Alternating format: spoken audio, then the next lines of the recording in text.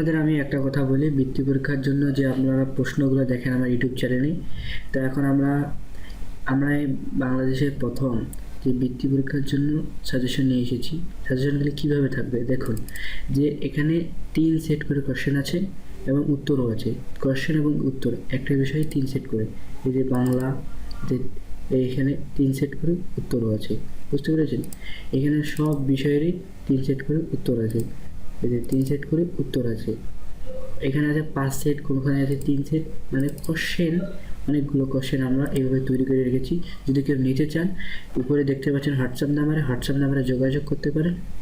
Price মাত্র 150 টাকা, price মাত্র 150 টাকা।